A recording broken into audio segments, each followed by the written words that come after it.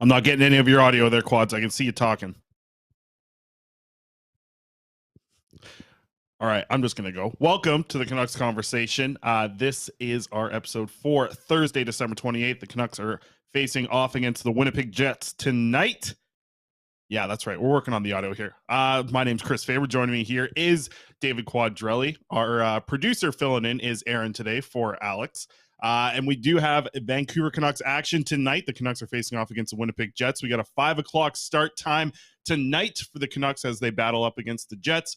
We are at different locations today, as you can tell. Quads is back at home. I am here outside of Rogers Arena. Excited for tonight's game because tonight we'll get started with the lineups that we're pretty excited about from the Vancouver Canucks. We'll start with the defense core. I like what we're seeing from the Canucks defense core tonight. It feels like tonight is going to be the night, as the name of the title of today's episode is. This is the best defense core that we will probably see for the Vancouver Canucks. Absolutely on paper it is. Tonight is going to be the return of Travis Dermott getting back into the lineup. We have not seen him since back at UBC when he went down due to an injury. He talked about it a little bit just the other day, and he looks like he's going to be skating on a pairing alongside Luke Schenn tonight. Should be pretty exciting to watch that pairing play together. I think it's a good spot for Dermott where he can actually play to his strengths. He's got the offensive traits, obviously. We like to see what he can be able to bring playing with a defensive guy like Luke Schenn. And honestly, I think the reason that we're able to see this is because we've seen some success from the Quinn Hughes and Ethan Bear pairing. It's obviously been a good start for them so far. They're both two players that can move the puck extremely well from the back end, and that's what's worked for these two up to this point in the season. Obviously, this leaves the second pairing of Oliver Ekman-Larsson and Tyler Myers together, which is going to be, one of the veteran presence that I thought last season definitely took a step in the right direction here. But unfortunately, this year, I don't know if it's been the same. The foot speed for OEL has been a little bit of a problem. And this Winnipeg Jets team, it's going to be an interesting matchup tonight. I like the early start at 5 o'clock tonight. The Jets will be at home. They're coming off of 3 losses, a couple losses before the Christmas break, and now one to the Minnesota Wild over the last game here. So we're going to get into tonight's game a little bit. Quads, I think we got you back here on the air here. I've just talking about the defense core a little bit. Yeah, I heard you talking about it. Can you hear me now? Because it's quite frustrating when we can't do the show together. But obviously there was a lot that happened this morning. Colin Delia getting the start tonight. Does that surprise you at all? Because I know you were just talking about the defenseman and Travis Dermott slotting in the third pair. We kind of talked about it yesterday of, that's going to bring some stability to that third pair. You're not going to see Riley Stillman, Kyle Burrows kind of swapping in and out. Obviously that might still happen to some extent if Travis Dermott kind of needs to get his feet out from under. Keep in mind he hasn't played time. So does it surprise you at all to see Colin Delia be the starter? Nope, does not at all. I think it's kind of at the point right now where you're missing your starting goaltender in Thatcher Demko. You kind of need to either rock with whichever guy you feel has the hot hand. And, Delia had a good start there before the Christmas break. He also came and played well in that game that he ended up getting the win against the Montreal Canadiens, I believe it was. That was that big back and forth game, I think, where Delia came in and played in that one. So at this point, it's not like you really have a guy who needs to go on a 10-game stretch, kind of like we saw with Spencer Martin a little bit before the Christmas break. You can kind of ride if you feel like this might be the hot hand with Colin Delia, and he's getting a lot of opportunity right now to work with Ian Clark. We see it every day at practice down here at Rogers Arena. The fact that Delia is going to get a really good opportunity to work with one of the best goaltending coaches in the world. And that's great to see. It's going to obviously help a lot of his game. He's already kind of established a little bit of a base platform with what he's been doing out in Abbotsford. So it doesn't surprise me really at all to kind of see him step right into this role and get an opportunity to go back into the net if, he might flop, right? Like, it's not saying that he's going to come in and just be excellent or, be at the level that's, somewhat required, I think, a lot for the Vancouver Canucks to pull off a win where they don't score a ton of goals. So I think you're relying on the offense once again to put up a lot of points, and a little bit of a better defense in front of them. That's going to be good today. Obviously, seeing the pairings a little bit different, as I mentioned off the top of the show. But this Jets team is one of the ones that, was in conversation at the start of the season, where if the Canucks are going to pull into a wild card spot at some point this year, the Jets are probably one of the teams that they would have to battle for that spot. And we're kind of seeing that up to this point. You see the records are pretty similar between these two teams. The Jets are a few points up on them. But the Jets this season, you can see right there with the graphic up on the screen, the goals against per game at 2.63. That's extremely impressive for what this team's able to do. This is going to be an interesting matchup because the Jets do rely a lot on their back end, and that goaltending kind of looped into that situation as well. They have a couple guys up front that can score, but they've also battled a ton of injuries this season and still been able to put up this production. As they get a little bit healthy and like sort of continue to ride Hellebuck here a little bit, it is going to be interesting to see how much better this Jets team can get. They've obviously, like I said, they've been battling a ton of real tough injuries. They're a team that's going to, keep the puck out of their own net. And honestly, that's not a great matchup for the Vancouver Canucks tonight. So they're going to have to score a decent amount, but I wouldn't be surprised as we'll get to our Betway bets much later into the show. I'm going with the Jets and the under in this one. When we were looking at the Jets a few weeks back, I was kind of looking at who they were getting offense from, and I was honestly a bit surprised to see Sam Gagner's name near the top of their points leaders. But Sam Gagner is putting up points for the Jets right now. And again, like what I look at, because you just brought up the back end, how that's what's keeping them in games. You're absolutely right. Like, the guys they are getting offense from, a lot of them have very high shooting percentages that are destined to come back down to earth. Like last I looked, Scheifele was over 20%. I haven't looked recently, if I'm being quite honest with you, but when the Jets were having success without Nikolai Ehlers, it was because they were getting this offense from guys that you wouldn't traditionally expect it from. Like I said, Sam Gagner, another guy who had a really high shooting percentage to begin the year. So with the Jets, like I'm interested to see kind of how that play style matched up with the Canucks, because we just talk about, oh, well, this is a team that relies on their back end and doesn't score a ton of goals, but also doesn't give up a ton of goals. It beat the Canucks 5-1 at home, right? So that's kind of the last we've seen of the Jets with this team. So I'm really interested to see kind of how the Canucks fare tonight, because Bruce kind of alluded to it today where, it's great that the Canucks are on a 3-game win streak. It's great that they've got wins against these teams that they've played, but let's see them do it against Calgary. Let's see them do it against Winnipeg. And we're going to get to see that on this road trip here. Absolutely. You bring up the points from the back end, and we got to mention Josh Morrissey, who's up to 40 points right now, over a point per game for that Jets team. It's been kind of a lot of fun to watch him kind of take over this season for the Jets and have a really big step up. It feels like for years he wasn't able to be the guy in Winnipeg, specifically on the back end. He was obviously a pretty highly touted player. Like, with the World Juniors going on right now, I remember Morrissey's World Juniors. He was excellent. He was the horse for Canada, an extremely high-level puck mover at that point. When he was playing at the World Juniors, but he's just been excellent this season. It's going to be interesting to watch him, and he's still not being used like a ridiculous amount, right? Like I think he's averaging 23 and a half minutes a night right now, is what you're seeing from Morrissey. So he's going to be, fun to watch tonight as well, but it's going to be interesting to see how that team matches up against the Vancouver Canucks, because I don't like the Canucks matchup tonight. And Aaron, maybe you can pull up those lines one more time. We'll kind of dive into them a little bit here. Just with what we're going to see tonight, obviously we talked about the defense pairings, but it looks like the forward groups are going to stay the same from what we saw on Wednesday. So Garland, Miller, and Lazar look like they'll skate on a top line again tonight. Peterson, Pettersson, and Kuzmenko looks like the second line. Mikheyev, Horvat, and Besser coming off of what they did the other night. And, I'm saying first line, second line, third line. This is just how they skated. It'll be interesting to see how the ice time shakes out here.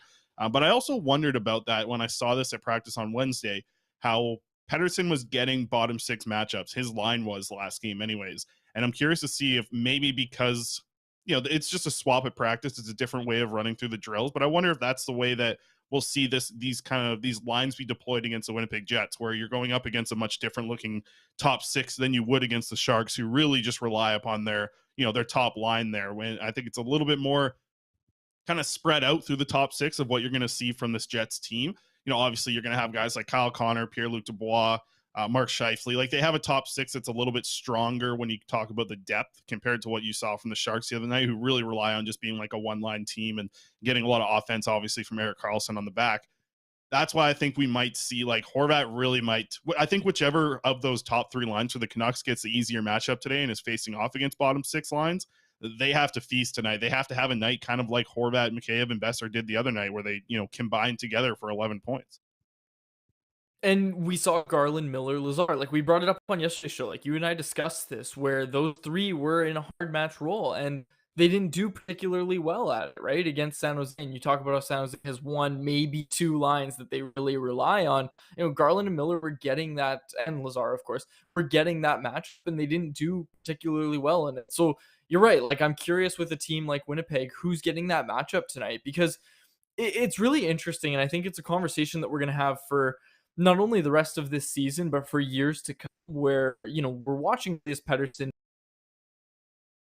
we're seeing him as the center just really take a step up. And I'm curious what this matchup role for Pedersen is going to look like, because we saw it for a bit, and then there was that game. You'll remember the game where he went -5 on the night. That was the game where it kind of stopped. It felt like with Pedersen. So I'm interested to see when that kind of starts up again. If it starts up again, and what kind of team the Canucks think is a good team to start that up against.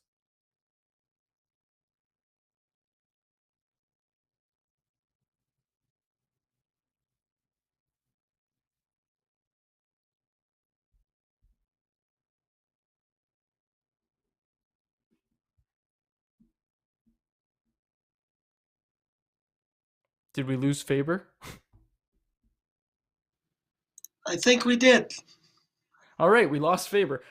Anyways, if everybody can hear me, I'll keep talking because Faber had to do this. This is a gong show. I'm sorry, folks. We'll be back in the same building tomorrow. Today was just a bit of a wreck, but when we're talking about Elias Pettersson in this matchup role, right? Like, and again, chat, help me out here because I got no co-host. But when we're talking about Elias Pettersson in a matchup role, what we're really looking at is, does this guy have the wingers to get it done with him? And right now, I don't think they have that level of consistency with the wingers that he has. And there's my winger, Mr. Chris Faber. He rejoins us. We've both had connection issues today. And I was just telling the listeners, Chris, that we'll be back in the same building tomorrow. Harmon, unable to host tomorrow, so I'm coming back there.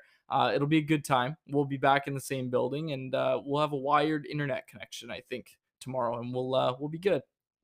Yeah, let's get to the poll question. This is going to be a shorter episode. I don't like putting out bad content, and I'm not super happy with the episode. So let's get to the poll question. Let's get to the Hoglander and Podkolzin stuff, and let's get out of here. This is going to be a shorter episode. I'm sorry to everyone that's on the YouTube right now and everyone that's listening to this on the podcast. So our poll question today brought to you by Atlas Goods. Remember, go to atlasgds.com. Use promo code CC15 for 15% off your first order of pop rinds. These are the best fresh pork rinds straight from your microwave or air fryer. And hey, I gave you props for this, Chris. I texted you about this because I thought this was a fantastic poll question. Our poll question today: what worries you most about the 2023 season? You wrote year.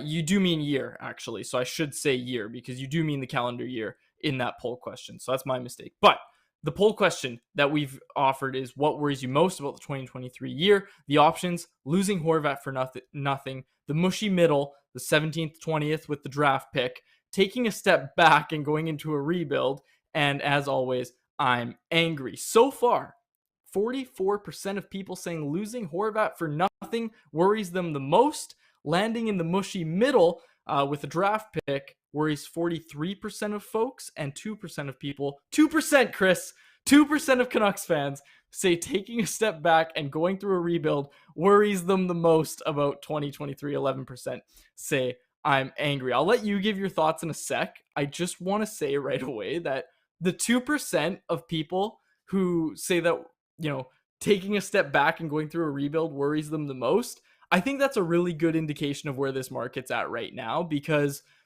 like we've talked about it, I don't want to sound like a broken record, but people are ready. People are ready to do this the right way. And, the team's on this 3-game win streak right now. They're back above 500, excuse me.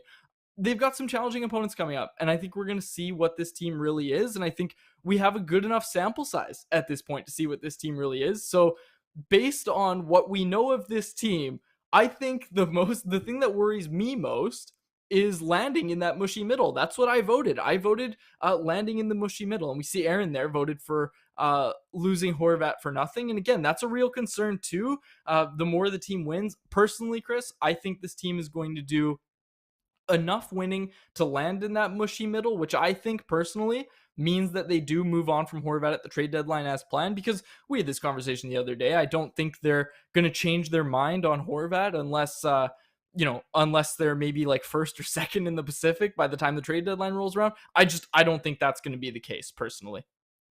Yeah, and the interesting thing is both of those things can be very possible together, right? If you end up trying to make a playoff push with Bo Horvat, you end up missing the playoffs by just a little bit, or even, count the mushy middle as being eliminated right off the bat from the playoffs as well. Like, say you sneak in, right? Like, say the best thing happens and the Canucks end up sneaking in and they get eliminated. They're even in the worst part of the mushy middle, right? I was specifically talking about the draft. But that's the interesting thing is, like, that's 86% of people voting for that, right? That's a lot. That's a very high majority of people, because listen, we get it's so funny. We talk about the I'm angry being at the 12%. It's like, it's clockwork, man. Every time we put out a poll, the I'm angry crowd comes out with the 12%. Super. I wanted to know what percent was going to answer the third option there, right? Like saying taking a step back for the rebuild, and 1.7% is very telling, like you said, of what this fan base believes. And it's, listen, this is the year. You're right. I didn't write season for a reason. I wrote the year, because if you're taking a step back for the rebuild, it could happen. Listen, it could happen in the next 2 months. It could happen in the summertime. It could happen at some point next season, early into the year, if that might be the step. Like, taking these real big steps back into the rebuild can happen at any point in the calendar year. It would just be kind of, the question that I had kind of put out there was, does that worry people? And 1.7%, I mean, that tells you a lot. I personally think just sitting in the mushy middle, that's what's been the biggest long-term problem for this team, is what it feels like, ever since the days of actually being competitive for a Stanley Cup and having a really strong roster. The mushy middle has been the biggest enemy of the Vancouver Canucks for the last, what feels like 10 years. So now it's kind of difficult to think that, even walking away, like the Horvat situation, the option for the first one, losing Horvat for nothing, that's horrible. That wouldn't be great.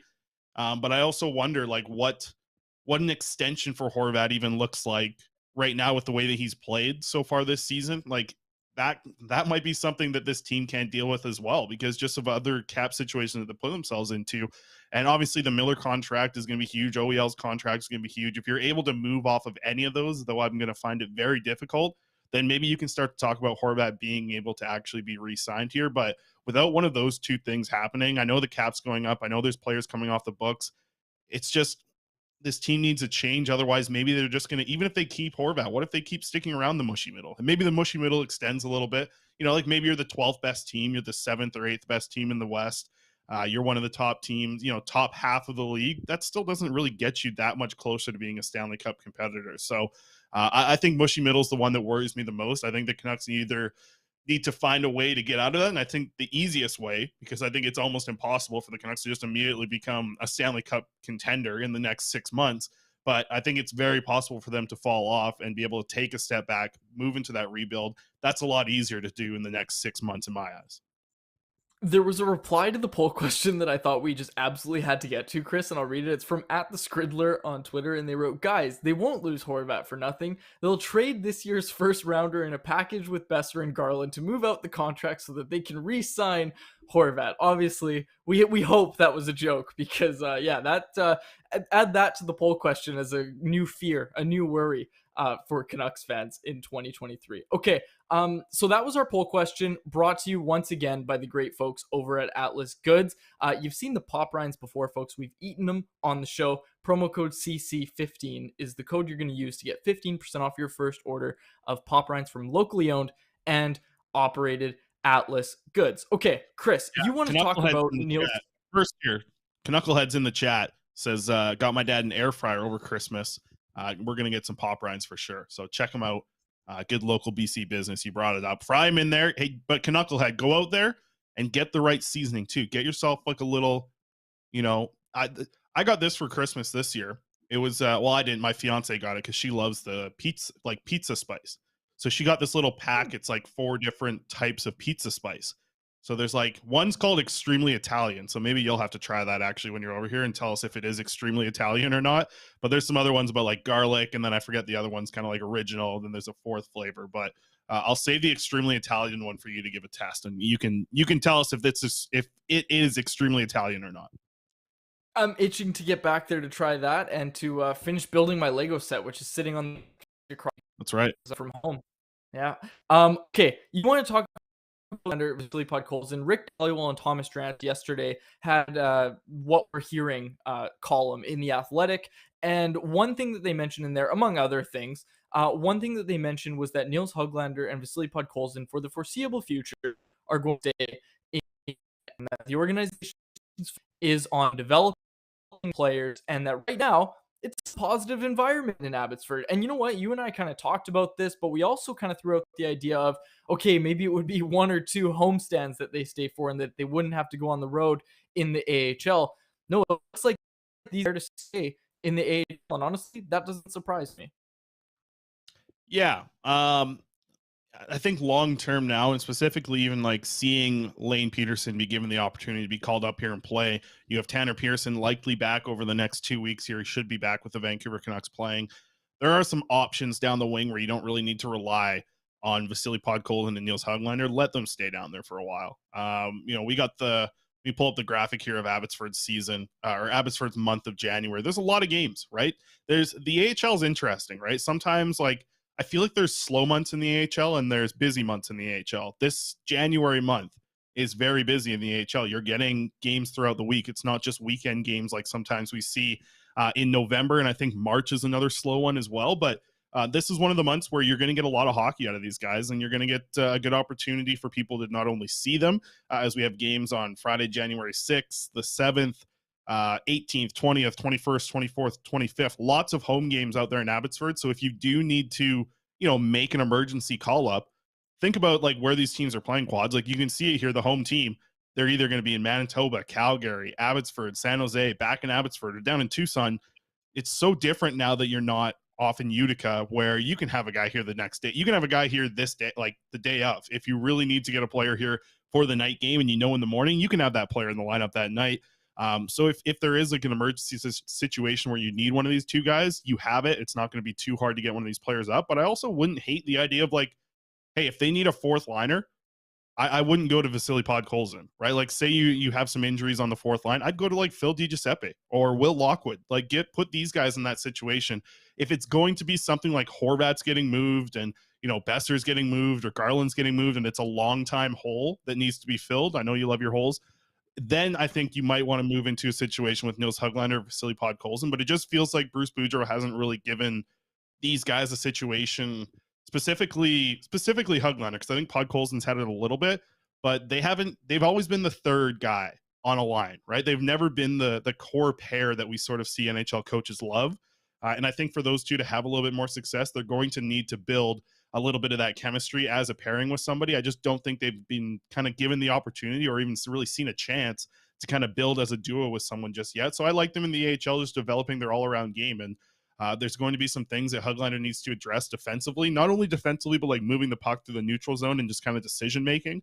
I think he's going to learn a lot from having the puck on his stick a lot more and being asked to carry the puck, break out pucks, just have the puck and do a lot. Right? Like play 20 plus minutes a night. You're going to have the puck a lot and have to make a lot of decisions really fast in a game action. So with the AHL, it's like the game's in a little bit of slow motion for these certain players, specifically like Hoglander and Podkolzin, who, listen, the two leagues they played in before coming down to the AHL were the NHL and then the KHL or the SHL. Fast leagues. Like the SHL and the KHL, probably both faster leagues than the AHL when you're actually just watching like the pace of play go down.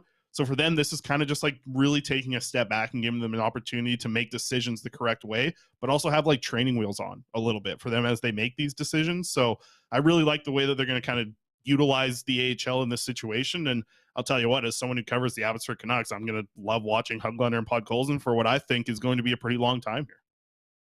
Yeah, absolutely. And again, I couldn't agree with you more about the idea of, hey, if you have an injury on the fourth line and you need to fill someone in there, like use Sheldon Dries. You don't use your guys that you're trying to develop into these top six wingers. And again, like we've talked about it so many times this year already, the usage of these players and saying like this is the whole reason we want them in Abbotsford, right? Is saying, okay, well, if they're going to alternate between the fourth line and the press box, get them out of there because they're not going to be that long term for this team, or at least you hope that they're not. The Canucks really need these two guys to hit, right? And all of a sudden they're prospects once again, and the Canucks need these prospects to hit. They don't have a ton of prospects, so they need Vasily Podkolzin and they need Nils Hoglander to develop into top six wingers that can be on this team for a long time. So again, I like what they're doing. I like that Podkolzin's starting to kill penalties in Abbotsford. I like that Jeremy Colleton is on the same page, right? How many times have we talked about that already? About the development of these guys like Danilo Klimovich and everybody else down there, and how Colleton's talked about how he's working on video with Podkolzin and everything like that. It's good. It bodes well that they want to keep them in Abbotsford, and they're not just saying, okay, like, let's bring them up. One thing in that article with Dranson Dollywell, and I'm not sure if you were going to bring this up, Chris, but the Aiden McDonough thing. Aiden McDonough has a decision to make at the end of this year. Last time you talked to him, he told you that his plan is to sign with the Vancouver Canucks. He told you he wanted that out there, that his plan was to sign with the Vancouver Canucks. Something that Dranson Dollywell mentioned is that all of Hoglander, Podkolzin, and Jack Rathbone, who, as we know, is one of McDonough's best friends, have failed to gain traction with Bruce Boudreau. That's something that's on McDonough's radar. Then they're now ending up in the AHL after being earmarked for significant NHL roles. They're all in the AHL now. I'm curious to ask you, Chris, how much do you think that will play into McDonough's decision? Because I think, I don't think anybody, and, no disrespect to Aiden McDonough, I don't think anybody expects Aiden McDonough to step in and be an NHL producer right away. Like, that's not what Aiden McDonough is going to do if he signs here. He's going to go to the AHL if he signs here, no? Yeah, I think depending, like, if he would have taken a really big step this year, you could make the argument that he could play some NHL games. I don't think he's taken a huge step this season. I also think that Northeastern's been a much worse team. They're losing to some pretty bad teams right now in the NCAA. McDonough is continuing to put up points. I think last time I actually really looked at the rankings, he was like 6th in the NCAA for points. So I expect him to go into the AHL. But at the same time, it will be interesting. Like, it's going to have to be a real good plan communicated here from the Canucks, and this is likely on the back of Ryan Johnson, right? This is the guy who Ryan Johnson's been dealing with for a long time.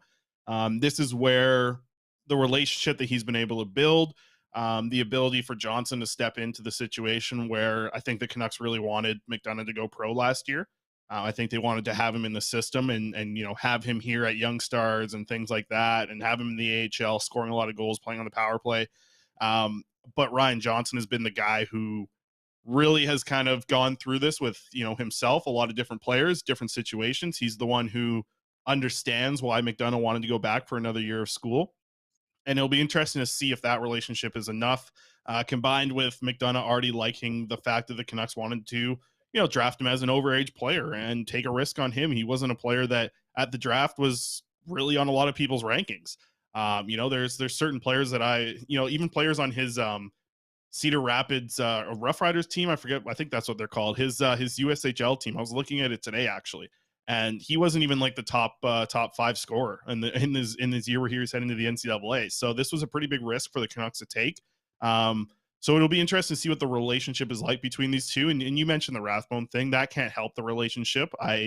I'll be curious to see what the thoughts of Patrick Alvin and Jim Rutherford are for a plan for him to get to the NHL, because that's ultimately what McDonough wants. I know he's very committed to the Northeastern University, and he wanted to be back there. He wanted to captain this team. Things have not gone that great so far in his 4th season with the Huskies, but he's going to go pro after this year. It's just very hopeful that he does want to stay with the Vancouver Canucks. But you brought it up.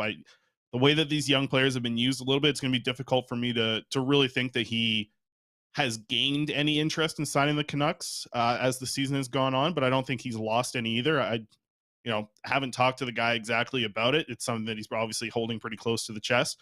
But there could be something about joining the Abbotsford Canucks with Jack Rathbone there, with Vasily Podkolzin there, with Nils Hoglander there, that maybe excites him a little bit. Like if they're doing some really good things out in the AHL and they can kind of tell him like, hey, this is the plan. We're going to get you out there. You're going to be playing with Vasily Podkolzin and, insert center here. They probably need to hopefully sign a couple of NCAA centers as well to add to that group in the AHL. Or, hey, Sheldon Dries is back down here now because Pearson's back. Like, you're going to be in a really good spot in the AHL. Maybe there's a plan that they can communicate to him where the AHL is likely where he's going to start, but the NHL path is there for him. So it'll be interesting to see what happens with McDonough. I don't think he's made a decision either way up to this point either. Okay, so just file it away as another thing that we're going to keep an eye on this season. You mentioned it, Chris. Shorter episode today. We'll be back tomorrow with a longer one. Canucks are in action tonight, recording this on Thursday against the Winnipeg Jets. Hey, I got to tell you, buddy, I think this is going to be a very telling game about this team, and I think Boudreau's kind of hinted at that as well. So we'll have a lot to talk Can about tomorrow. Yeah, I'd like to. Jarhead in the chat here says, I don't think we lose much sleep if McDonough doesn't sign with us. There's a lot of scouts that view McDonough as a very offensive mind, like a great offensive player who obviously has like a shot that's at the NHL level. There's also a lot of people that even at the start of this season had McDonough lower rank than Mikey DiPietro on their prospects ranking. So it's more about, you're right. There are certain scouts that don't believe McDonough's going to be able to do anything at the NHL level because of his foot speed. But you can see when he scores goals, you're like, okay, he shoots the puck like an NHLer. So it'll be interesting to see what development looks like for him as he makes the transition to pro hockey. And if they can do that for him, it would be huge because you're going to get a player who could really contribute. He's a big body guy. Like, you like what he does physically this year, at least. That's one thing that I have seen in his game that I've liked more than previous years, is he's playing more physical. I think something about having that C on his chest has kind of unlocked that part of his game where he needs to play physical. So I've liked that McDonough's game. But yeah, he's not the number one prospect. He's not even the top 3 prospect really for the Canucks. And that's saying a lot because the Canucks don't have a great prospect system in its own right. So, he slid a little bit because the hope was he was really going to take off this year and be the Hobey Baker candidate that a lot of people hoped he could be. So nothing to get crazy excited about. It's just nice to kind of add one of these guys to your AHL. Yeah, absolutely. And you brought up Mikey DiPietro, so I have to mention Travis Green's Canada squad at the Spengler Cup went 0-3, and they're now eliminated from the Spengler Cup. Couldn't really score goals, but the one thing I really want to focus on, poor Mikey DiPietro, man. Guy cannot catch a break. He ends up in the ECHL, gets the call to go play for the Team Canada at Spengler Cup, and his hockey gear gets lost in the mid-air travel, and he isn't able to play. So he didn't play any games. Mikey DiPietro didn't suit up for any games at the Spengler Cup, which it's just awful. I feel so bad for him. Yeah, tough for Mikey. Let me get this in because a couple people have asked about Ricard Grunborg. So this is what I heard from some people out in Finland, because the coach was just let go from the Swiss league. And a lot of people are saying, oh, this connection, Swedish coach, highly praised. He was very highly praised 2 years ago. There's been a steady decline in the interest from him for the NHL as well. I heard that though there was a lot of coaching vacancies this past offseason, he didn't get one NHL interview. So I don't think the interest is as high as it was a few years ago when people were really excited about this guy. Something about his run in the playoffs last year where he was up 3-0 in the final of the Swiss League. They ultimately lost 4 games straight. I think some of that's obviously on the players. A lot of that to me is also on the coaching. So the shine on Grunborg has kind of fallen off a little bit.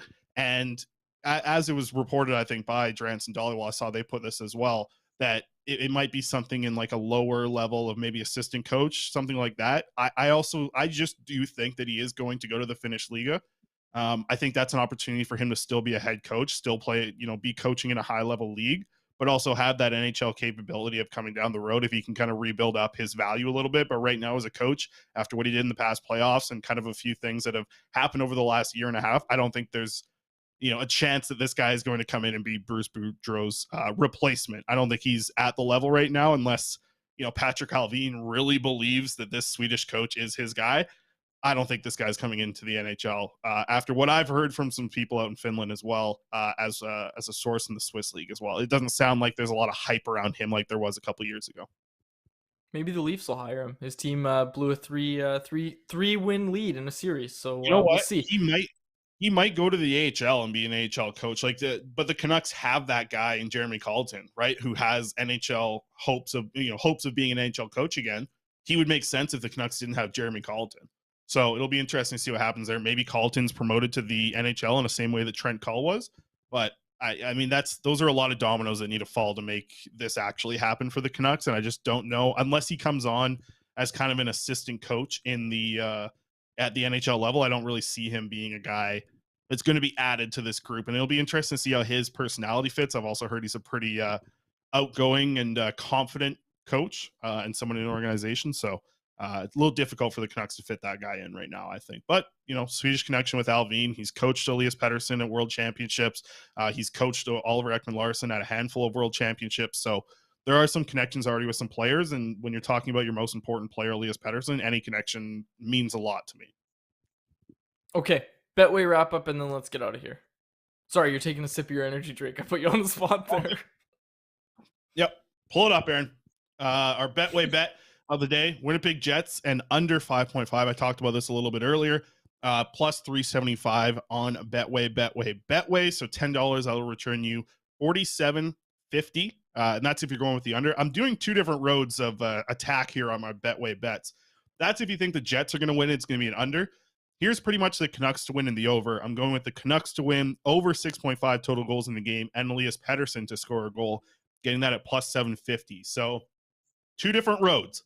You think it's going to be low scoring? You think the Jets are going to win? Rock with the first one. You think the Canucks are going to win and it's over 6.5 goals and Pettersson to score? Rock with the other road. So a couple different ways to go. And don't bet both of these because both cannot happen in the game. So do not bet both. If you're just following the bets and rolling with us, do not bet both here. Choose one or the other. Because I've heard some people that say they rock with both of them and they've hit on both. It's been big ones. Also days where you won't hit on one. Last night we had a nice little hit on the either or goals. But tonight, do not bet both. Choose one or the other. You think the Jets are going to win and it's low? Take that. You think the Canucks are going to win and it's going to be high? Take that. A couple different options for you. Okay, Knucklehead has asked that you wear a striped shirt tomorrow. I have a good outfit planned for tomorrow, as it's our last show before the new year. We're not going to do a show on January 2nd. We'll be back on January 3rd, but we're going to do a show tomorrow. It's going to be a good one. We might have a special guest joining us as well. Any final thoughts, Chris? I've been on the turtleneck run a little bit here, wearing turtlenecks to games and stuff. I ordered a very nice one, a Banana Republic turtleneck that arrived this morning. So I'm very excited to wear that out pretty soon. So I'm excited for that one. I also, have a little bit of an accessory to go with it as well, hopefully coming in the mail here pretty soon, because last time we wore the chains Harm and I, and that chain was too much. But I wasn't going to wear that to the Canucks game because I would have got booed out of the building. But then also, shout out to Trevor Beggs from Daily Hive and shout out to Harm, the two young guys in the press box. They were saying, you should have done it. You should have done it. But I can just picture IMAC looking at me and IMAC I feel like would appreciate it actually. But somebody who wouldn't like it? I don't know. I'm not going to throw any names under the bus here. But some people would like big. Yeah, I don't think that. Yeah, I don't know if Bruce hasn't given me great answers of late. Anyways, I don't think a big bright scene's going to help anything. All right, so yeah, that's all I got. Quickly, I just want to apologize. I don't know if people have been hearing it on the YouTube is bad, but your audio has been a lot sketchy from my end hearing it. I'm sure mine has probably been sketchy on your end, so I just want to apologize for everyone. I don't know how this is going to turn out on YouTube, but I know that the podcast is not going to sound great, so I apologize. We'll work on that and have a better connection for tomorrow. So yeah, and then like you said, we're going to take a couple days off. We'll be back on January 2nd, but we'll be back tomorrow. Take a couple days off, think about our bad Wi-Fi, and then come back and be stronger when we come back. Oh my gosh. For those on the podcast, Chris just had the Blues backdrop. I got a request in the chat from Knucklehead. So there you go, Knucklehead. I think that's why Knucklehead wanted you to wear a green striped shirt tomorrow. And see if Faber's looking for something. Yeah. We just got a letter. We just got I don't know the song. We just got a letter. Let's see what it could. I don't know what the song is. Anyways. You were very close. As somebody who watches Blues Clues regularly, still, of course, you were very close. I remember that song very clearly, actually. Okay, we'll wrap it up there. For my co-host, Chris Faber, and our technical producer, Aaron, Nation Network, my name is David Quadrelli. Thank you so much for listening to another episode of the Canucks Conversation. Thanks for listening to Canucks Conversation, delivered by DoorDash. Hit the subscribe button to never miss an episode. How about keep it to a thank you, Jim?